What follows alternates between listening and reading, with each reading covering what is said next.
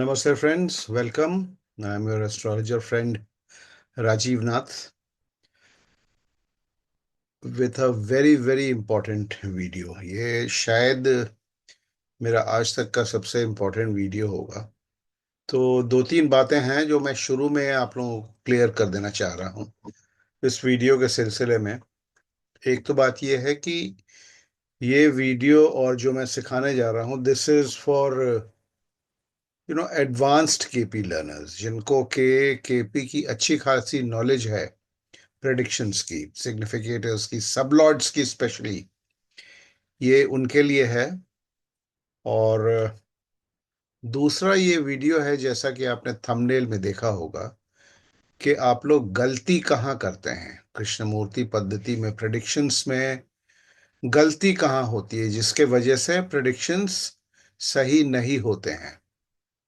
तीसरी बात यह है कि जो मैं बताने जा रहा हूं आपको, आजकल जो मैंने देखा है यूट्यूब में जो वीडियोस चल रहे हैं, जो लोग सिखा रहे हैं एस्ट्रोलॉजी, उसमें इस थियोरी को वो बिल्कुल स्किप कर जाते हैं, जबकि कृष्णमूर्ति पद्धति का ये इंटेग्रल पार्ट है। अगर आप इस स्टेप को मिस करेंगे तो आपके प्रेडिक्शंस सही नहीं आएंगे। नेक्स्ट एंड मोस्ट इम्पॉर्टेंट बात यह है कि मैं बार बार अपने वीडियोस में रिपोर्ट आप लोगों से रिक्वेस्ट करता हूं कि कृपया मेरे चैनल को सब्सक्राइब करें, लाइक करें, शेयर करें। लेकिन आप लोग देख तो लेते हैं, लेकिन उसका रिस्पांस बड़ा कम आता है। तो चलिए इस वीडियो के साथ मैं आगे बढ़ता हूं और आप लोगों को आज सिखाने की कोशिश करूंगा कि आप लोग आखिर गलती कहाँ करते हैं। गलती मैं नहीं कहूंगा, आप इनकम्प्लीट कहाँ अपने प्रेडिक्शन को छोड़ देते हैं। अगर आप इस थियोरी को, इस प्रिंसिपल को, इस रूल को अगर आप ठीक से ग्रास्प कर लेंगे तो आपके, मैं दावे के साथ कह सकता हूँ, आपके प्रेडिक्शंस जो हैं, कभी कृष्णमूर्ति पद्धति के थ्रू जो आप प्रेडिक्शंस करेंगे वो गलत नहीं आएंगे। तो चलिए, मैंने एक जो है छोटा सा आपके लिए ग्राफिक बनाया हुआ है, जिसको मैं शेयर करता हूँ और कोशिश करता हूँ समझाने के लिए। बहुत ध्यान से इस वीडियो को सुनिएगा, अंत तक सुनिएगा। हो सकता है थोड़ा वीडियो लंबा भी हो, लेकिन ध्यान रखिएगा। और मैं दावा तो नहीं कर रहा हूँ, लेकिन जिनके बहुत सारे फॉलोअर्स हैं यूट्यूब में, लाखों में हैं उनके सब्सक्राइबर्स, वो भी आप लोगों को सही गाइड नहीं कर रहे हैं। मैं किसी की बुराई नहीं कर रहा हूं, लेकिन आई डोंट नो क्यों ज्ञान को इनकम्प्लीट जो है मैसेज या ज्ञान दिया जा रहा है। चलिए खैर, एनीवे, मैं खोल रहा हूँ ग्राफिक को आपके सामने और मैं कोशिश करूंगा कहाँ आप गलती करते हैं उसको समझाने के लिए। और आगे बढ़ने के पहले मैं ये भी आप लोगों को, एक और शिकायत मेरे कमेंट्स में मैंने देखा कि किसी ने बताया मुझे कि सर आपका कांटेक्ट नंबर नहीं मिल पाता है, बहुत मुश्किल से मिलता है। और हम लोग, किसी ने बहुत ढूंढा, किसी ने बहुत ढूंढा तो उसको जाकर के मिला, तो उसने फिर he wanted to contact me for consultation. तब उन्होंने कांटेक्ट किया। तो ये देखिए, ये मेरा कांटेक्ट नंबर, ये आपके थ्रू आउट आपके स्क्रीन पर रहेगा। तो इसको आप नोट कर लें। अगर आप मुझसे संपर्क करना चाहते हैं रिगार्डिंग एनी क्वेरी और कंसल्टेशन, तो ये मेरा टेलीफोन नंबर है, 9534075458। और इसमें ये व्हाट्सएप भी नंबर हमारा है, आप मुझे कॉल कर सकते हैं, आप मुझे व्हाट्सएप कर सकते हैं। तो मैं आज आपको क्या पढ़ाने जा रहा हूँ कि केपी में प्रिडिक्शन कैसे करते हैं। इन थ्योरी आप लोगों को सबको मालूम है, लेकिन सबलॉर्ड का इस्तेमाल कैसे करते हैं, सबलॉर्ड का इस्तेमाल कैसे करते हैं, ये फर्स्ट पार्ट में मैं आपको प्लैनेटरी सबलॉर्ड की बात बता रहा हूँ। प्लैनेट के सबलॉर्ड को कैसे इस्तेमाल करना है, और आप लोग गलती कहाँ कर रहे हैं, या आप लोगों को कहाँ सिखाया जा रहा है, कैसे सिखाया जा रहा है, और वो इनकम्प्लीट छोड़ दिया जा रहा है। लास्ट स्टेप जो एक होता है, वहां तक आप लोग नहीं पहुंच पाते हैं, जिस वजह से गलती होती है। देखिए, ये एक चार्ट है, ठीक है। चार्ट देखिए, मैं तो एक्चुअली ये नाड़ी कोऑर्डिनेट्स का इस्तेमाल नहीं करता हूँ, क्योंकि मुझे ज़रूरत कभी महसूस नहीं हुई। लेकिन मैंने देखा कि आजकल जो भी पढ़ा रहा है वो नाड़ी कोऑर्डिनेट्स का इस्तेमाल करता है, तो मैंने कहा चलो और इसी के थ्रू जो आप लोगों को पढ़ाया जा रहा है उसमें इनकम्प्लीट आप लोगों को प्रिडिक्शन टेक्निक सिखाई जा रही है। मैं इस टेबल ऑफ सिग्निफिकेटर्स जो ये कृष्णमूर्ति पद्धति के टेबल ऑफ सिग्निफिकेटर्स हैं उसका इस्तेमाल करता हूँ, विच आई फाइंड सफिशिएंट। हमारे लिए सफिशिएंट होता है, मुझे ये नाड़ी चार्ट, नाड़ी कोऑर्डिनेट्स देखने की आवश्यकता नहीं पड़ती है। बिकॉज एसेंशियली जो है ना इसमें, आपने कृष्णमूर्ति जी की किताबें पढ़ी होंगी, उसमें कहीं भी नाड़ी कोऑर्डिनेट्स एज सच करके कहीं कोई टेबल आपको नहीं मिलेगा उनकी किसी भी किताबों में। लेकिन अब मॉडर्न डे यूट्यूबर्स, एस्ट्रोलॉजर्स जो हैं यूट्यूब के ऊपर जो एस्ट्रोलॉजी सिखा रहे हैं, इस नाडी कोऑर्डिनेट्स का उन्होंने इस्तेमाल करना शुरू कर दिया है। तो मैंने कहा चलिए मैं आपको इसके थ्रू ही आज समझाने की कोशिश करता हूँ। देखिए ये एक चार्ट है, ये एक चार्ट है। और नाडी कोऑर्डिनेट्स आप लोग सबको पता होगा कि कैसे, नाडी कोऑर्डिनेट्स का मतलब क्या होता है। ये देखिए यहाँ लिखा है प्लैनेट, स्टार लॉर्ड और सब लॉर्ड। हर एक प्लैनेट का डिस्क्रिप्शन दिया हुआ है। जैसे प्लैनेट है, मान लीजिए प्लैनेट है वीनस। वीनस के सामने 1 और 11 लिखा है, मैं शॉर्ट में बता देता हूँ। 1 और 11 लिखा हुआ है, इसका क्या मतलब हुआ? ये प्लैनेट वीनस का सारा डिस्क्रिप्शन है, इसके कोऑर्डिनेट्स दिए हुए हैं। इसका क्या मतलब होता है? आप इस चार्ट इसमें देखेंगे, यानी कि वीनस, वीनस कहाँ बैठे हुए हैं, ये पोजीशन और ओनरशिप दिया जाता है इसमें। ठीक है, ये देखिए टॉरस लग्न की कुंडली है तो वीनस इज द ओनर, यानी कि फर्स्ट हाउस। वीनस ओनर है लग्न का, लग्न का स्वामी है, तो फर्स्ट हाउस का ओनर, तो वीनस का हमने 1 लिखा हुआ है। और वीनस यानी कि शुक्र 11वें भाव में बैठा हुआ है। ठीक है, तो यहाँ 11 लिखा हुआ है। उसके बाद वीनस के स्टार लॉर्ड यानी कि नक्षत्र लॉर्ड का वर्णन यहाँ दिया हुआ है। वीनस किसके नक्षत्र में है? वीनस नक्षत्र में है बुध के। वो आप इस टेबल से भी देख सकते हैं। देखिए वीनस के साम सॉरी, वीनस नक्षत्र में है मरकरी के, हाँ बुध के। वीनस के सामने देखिए स्टार लॉर्ड कॉलम में यहाँ, ये देखिए वीनस, कर्सर को देखिएगा, वीनस के सामने मरकरी लिखा हुआ है। अब मरकरी के डिस्क्रिप्शंस यहाँ दिए हुए हैं कि मरकरी किस किस भाव का ओनर है इस चार्ट में, और वो कहाँ बैठा हुआ है। तो हम क्या देखते हैं कि mercury owns the second house and the third house. देखिए मरकरी ओन्स, कर्सर को देखिए, second house, third house and the sixth house. तो यहाँ 2 3 6 लिखा हुआ है। मरकरी बैठा कहाँ है? मरकरी 12th हाउस में बैठा हुआ है, तो यहाँ 12 लिखा हुआ है। उसके बाद हम आ जाते हैं वीनस के सब लॉर्ड पर। वीनस का सब लॉर्ड कौन है? Sun. Where is sun sitting? Sun is sitting in the 12th house. तो यहाँ पे 12 लिखा हुआ है। ठीक है, 12 लिखा हुआ है। और सन की ओनरशिप किसकी है? सन की ओनरशिप है 5th हाउस की। ये कर्सर को देखिएगा। ठीक है, तो यहाँ 5 और 12 लिखा है। तो चलिए अब हमने वीनस का डिस्क्रिप्शन बताया आपको, इसको हम जरा सा आपके लिए, इसको हम थोड़ा सा कोशिश करते हैं हाईलाइट करने के लिए। वीनस को अगर हम हाईलाइट करके यहाँ छोड़ते हैं तो आपको और क्लैरिटी के साथ ये समझ में आएगा।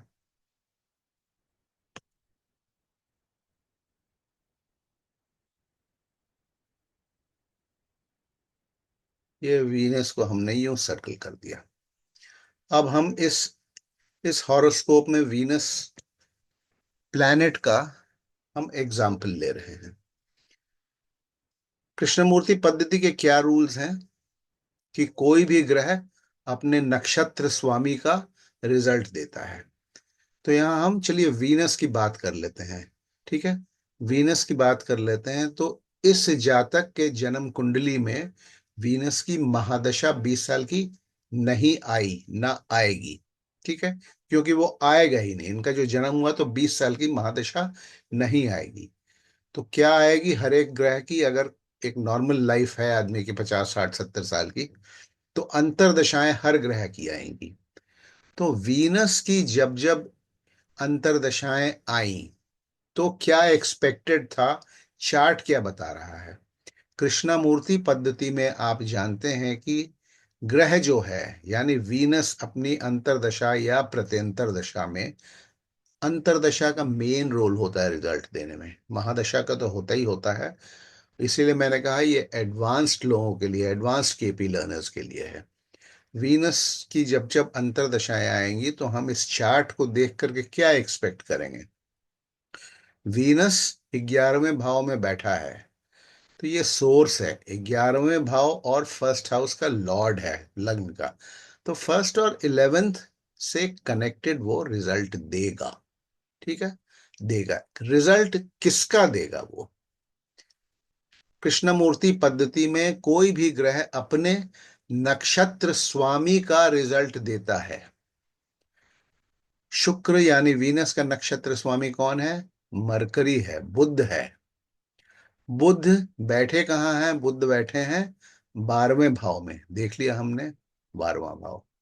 बुध ओनर, बुध जो है कहाँ कहाँ, किसको किसको ओनरशिप है उनकी? सेकेंड हाउस की, थर्ड हाउस की, सिक्स्थ हाउस की। ठीक है, सिक्स्थ हाउस की। तो प्राइमरीली वीनस अपनी अंतर्दशा में 2, 3, 6 और 12 हाउसेस का रिजल्ट देगा।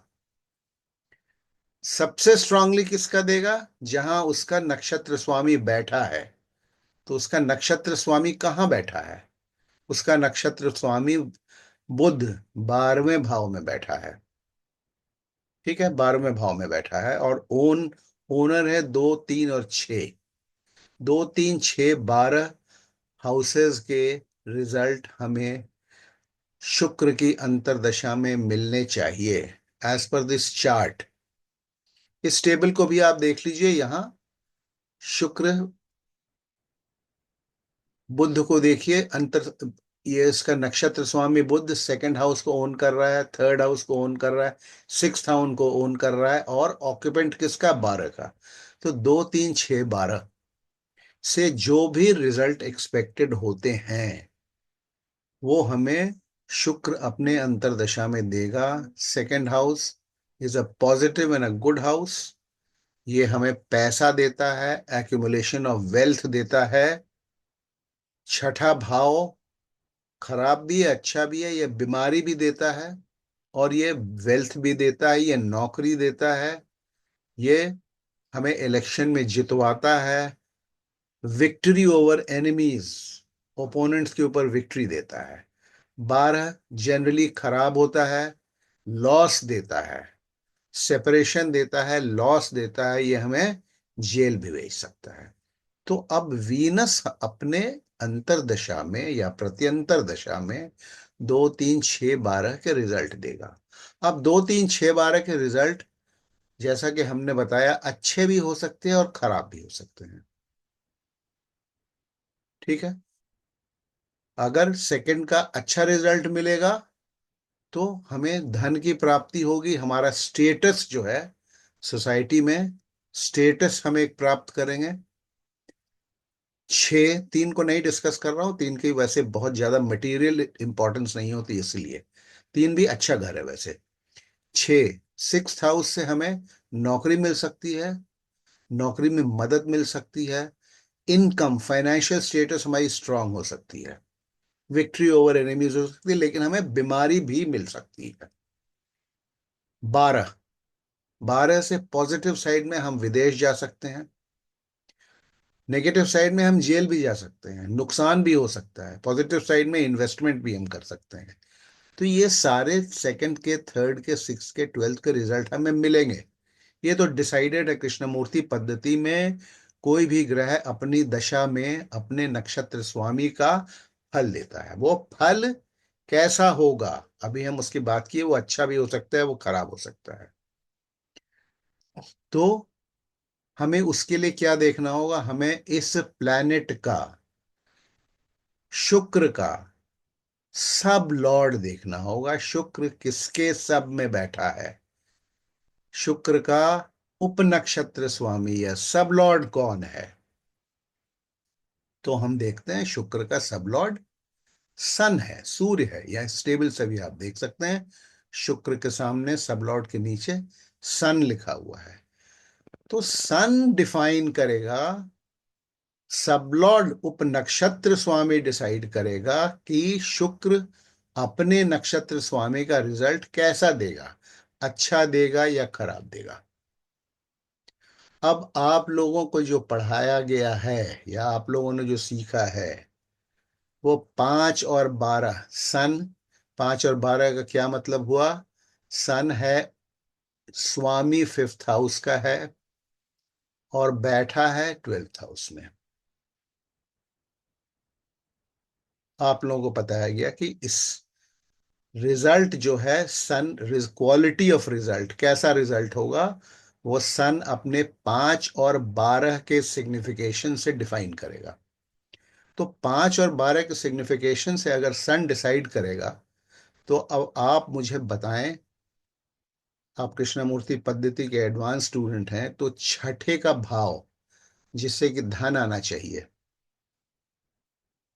धन आना चाहिए, वो कैसा होगा?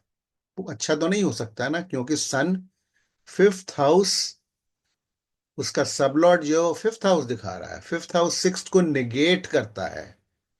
तो ना तो मुझे मुझे हम नौकरी लगने देगा, ना धन देगा।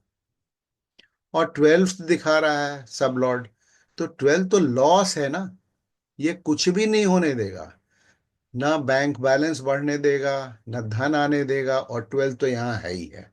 तो ये सारा नेगेटिव, ये जो भी प्रॉमिस है वीनस अपनी अंतरदशा में अपने नक्षत्र लॉर्ड के थ्रू जो प्रॉमिस कर रहा है 2 3 6 12 का, वो सारा नेगेटिव होना चाहिए, क्योंकि इसका सब लॉर्ड सन जो है 5 और 12 को दे रहा है। 5 12 का मतलब क्या हुआ? सन पांचवे का स्वामी है और 12वें में बैठा है। यहीं तक आप लोग को पढ़ाया जाता है, और मैंने सुना है लोगों को पढ़ाते हुए, लोगों ने उसको, देखिए, आप एस्ट्रोलॉजी में एज अ टीचर किसी चीज को भी आप जस्टिफाई कर देंगे, और स्टूडेंट जो है, स्टूडेंट तो स्टूडेंट होता है, वो उस चीज को मान लेगा। तो इसमें तो बुराई बुराई होनी चाहिए थी, लेकिन हुआ क्या इस जातक के हॉरोस्कोप में, जब वीनस की दशाएं, अंतरदशाएं, प्रत्यंतर दशाएं आई, तो क्या हुआ? He had a wonderful time. इसमें इनका स्टेटस बढ़ा, इसमें इनका प्रमोशन हुआ, इसमें इनको फाइनेंशियल इनकम हुई, मतलब जो भी हो सकता था इनकी लाइफ में, जब जब शुक्र की अंतरदशाएं या प्रत्यंतर दशाएं आई, तो he had a wonderful time. कैसे हुआ ये? वो ऐसे हुआ जो आप लोगों को नहीं बताया जाता है। अब आप मुझे ये बताइए कि शुक्र तो अपने नक्षत्र स्वामी का फल देगा, कोई भी प्लैनेट अपने नक्षत्र स्वामी का फल देगा। तो सन जो है, सन भी तो एक ग्रह है, सन भी इसके रिजल्ट को डिफाइन कैसे करेगा? अपने ओनरशिप और ऑक्यूपेंसी से थोड़ी डिफाइन करेगा। रिजल्ट तो ग्रह अपने नक्षत्र स्वामी का देता है, अपने नक्षत्र स्वामी का देता है, यानी कि उसका जो उपनक्षत्र है वीनस का सन, ये अपने नक्षत्र स्वामी का रिजल्ट देगा, जो कि इस नाड़ी कोऑर्डिनेट्स में नहीं दिखाया जाता है। सन का, सन किसके नक्षत्र में है, उसके लिए आप इस टेबल में आ जाइए और देखिए, सन इससे भी देख सकते हैं सन किसके नक्षत्र में है। सूर्य देखिए किसके नक्षत्र में है, सूर्य शुक्र के नक्षत्र में है।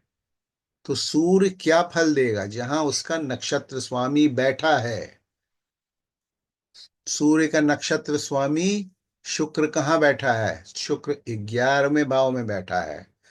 तो ये सारा खेल पलट जाता है। Sun as a sublord, sun as a sublord will give the result of where its star lord is sitting।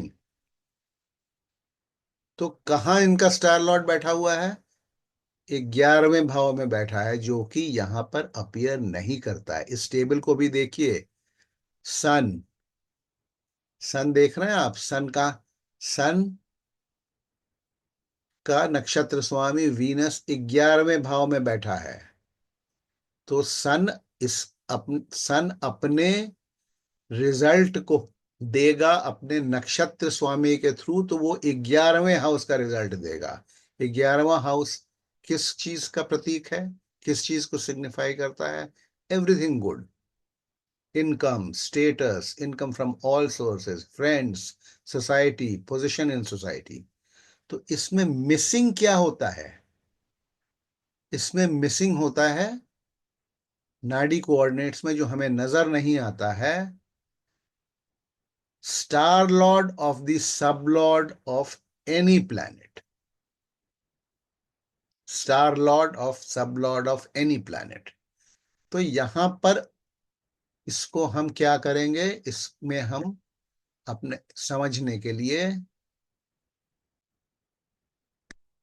देखिए, यहां हम रेड में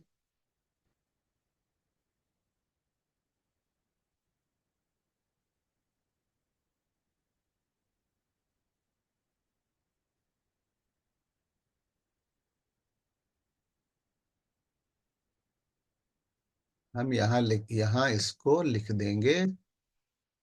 आप लोग समझ रहे हैं कि नहीं? नहीं समझ रहे होंगे तो मुझको फोन करके मुझसे पूछ लीजिएगा। देखिए, अच्छा, इसको मैं ड्रैग नहीं कर पा रहा हूं, मैं यहीं पर इसको इनकॉर्पोरेट करने की कोशिश करता हूं। मैं आपके समझ तो गए हैं आप, लेकिन मैं इसको आपको और समझाने के लिए, ये देखिए, मैं यहाँ यहाँ 11 जोड़ दे रहा हूं। आप समझ रहे हैं ना? देखिए, अब नाउ सबलॉर्ड सन जो है, सबलॉर्ड प्लैनेट के प्लैनेट के रिजल्ट को अपने नक्षत्र स्वामी के रिजल्ट के पोजीशन से डिफाइन करेगा।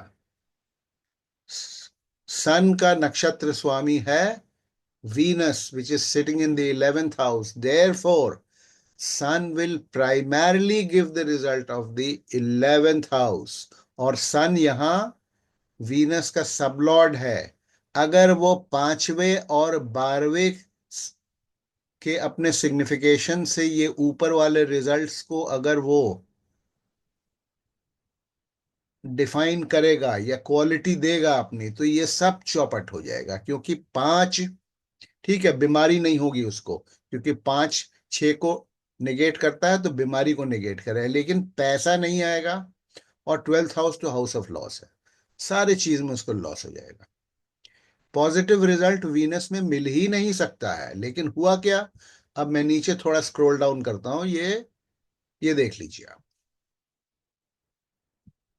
ये देख लीजिए आप, ये वीनस की इनकी अंतर्दशा है। ये promotion and good period, Saturn में वीनस। देखिए, ये 1997 से लेके 2001, excellent period in his life. फिर अगेन प्रमोशन, देखिए जुपिटर में वीनस, 1983 में इनका प्रमोशन हुआ था, जब केतु की अंतर्दशा खत्म होकर वीनस की अंतर्दशा शुरू हुई।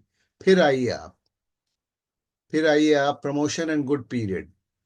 फिर इनका जो है 2006 में प्रमोशन हुआ, जबकि इनकी वीनस की अंतर्दशा चल रही थी। ऐसे बहुत सारे हैं, बहुत लंबा वीडियो हो जाएगा। इनके लाइफ में वीनस की अंतर्दशाएं जब जब आई, तब तब जो है इनको फायदा हुआ। ये और एग्जाम्पल्स हमने दिए हुए इस कुंडली से, लेकिन समझाने के लिए सब में अगर जाऊं, खराब भी दिया, एक्सीडेंट कब हुआ, परचेज ऑफ प्रॉपर्टी कब हुई, वो दूसरे अंतरदशा की बात है। इनहेरिटेंस, हाँ, इनहेरिटेंस अभी मैं सेकंड पार्ट जो वीडियो को बनाने जा रहा हूं, ये मैंने आपको प्लानिटरी सबलॉर्ड में क्या देखना होता है वो पढ़ाया मैंने आपको। प्लानिटरी सबलॉर्ड में इन शॉर्ट, वीडियो खत्म करने के पहले आपको बता दूं मैं कि प्लानिटरी सबलॉर्ड में हमें क्या देखना होता है। कोई भी ग्रह, इसमें से कोई भी ग्रह ले लीजिए आप, कोई भी ग्रह ले लीजिए, ये किसका रिजल्ट देगा?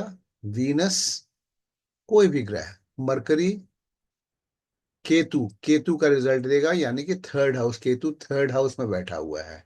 ठीक है, कैसा रिजल्ट आएगा? ये मरकरी का जो सबलॉर्ड है, मरकरी का जो सबलॉर्ड है, मून है, मरकरी मून है, मून अपने सबलॉर्ड जो है वो अपने नक्षत्र स्वामी का रिजल्ट दिखाएगा, ये जो कि नाडी कोऑर्डिनेट्स में नहीं दिए रहते हैं।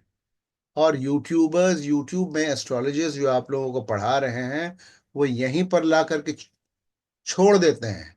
एक बड़े यूट्यूबर से किसी ने पूछा कि सर, ये सबलॉर्ड का नक्षत्र स्वामी हम लोगों को देखना है, देखना है कि नहीं देखना है? तो उनका जवाब था नहीं देखना है, ऐसे नहीं होता है, रिजल्ट नहीं मिलेगा। कोई भी ग्रह अपने नक्षत्र स्वामी का रिजल्ट देगा।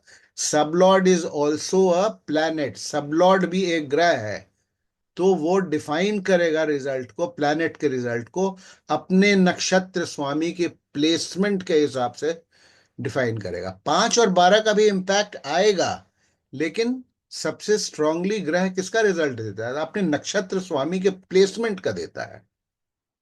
ठीक है, 5 और 12 का भी रिजल्ट मिलेगा, लेकिन 11th का जो रिजल्ट मिलेगा वो ओवरराइडिंग होगा 5 और 12 के ऊपर, क्योंकि सन का नक्षत्र स्वामी शुक्र बैठा है, कहां बैठा है? 11वें भाव में, फायदे के घर में। Hope you have understood. Please share, like and subscribe immediately. और मेरा कांटेक्ट नंबर ये है, यहाँ पे इसको आप लोग नोट कर लें। मैं वीडियो को खत्म कर रहा हूँ, अभी मैं सेकंड पार्ट वीडियो बना रहा हूँ जिसमें कि मैं कस्पल सबलॉर्ड, इसी चार्ट से कस्पल सबलॉर्ड कैसे अपना रिजल्ट देता है या डिफाइन करता है रिजल्ट को, वो सिखाऊंगा। ये तो मैंने अपने प्लानिटरी सबलॉर्ड आप लोगों को बता दिया। कोई भी प्लैनेट का, प्लैनेट अपने नक्षत्र स्वामी का रिजल्ट देगा, वो रिजल्ट कैसा होगा उस प्लैनेट का सबलॉर्ड बताएगा। वो सबलॉर्ड का नक्षत्र स्वामी कहाँ बैठा हुआ है, उसके उसके मुताबिक बताएगा, उस हाउस का रिजल्ट प्राइमरीली देगा। जैसे यहाँ पर सन बता दे रहा है 11th हाउस का रिजल्ट, जो कि एक फायदे का घर होता है। Thank you very much for watching. अभी मैं इमीडिएटली इसका एक और कस्पल सबलॉर्ड कैसे रिजल्ट को डिफाइन करता है, कैसे रिजल्ट देता है, मैं इसी चार्ट से आप लोगों को बताऊंगा। इसको, इस चार्ट को विस्तार में अगर मैं जाऊंगा, इनके वीनस की अंतरदशाएं और दशाएं के बाद हर दशा, अंतरदशा, प्रत्यंतर दशा में इनको फायदा हुआ, उसमें जाऊंगा तो 1 घंटे का वीडियो हो जाएगा। I don't want to do that, नहीं तो आप लोग वीडियो देखते नहीं है। ठीक है, बट एनीवे, आप लोग, अभी मैं second part of this video आ रहा हूं आपको बना करके। प्लीज सब्सक्राइब, अगेन बोल रहा हूं, मेरे सब्सक्रिप्शंस नहीं पूरे हो रहे हैं। Thank you and good night, have a nice day.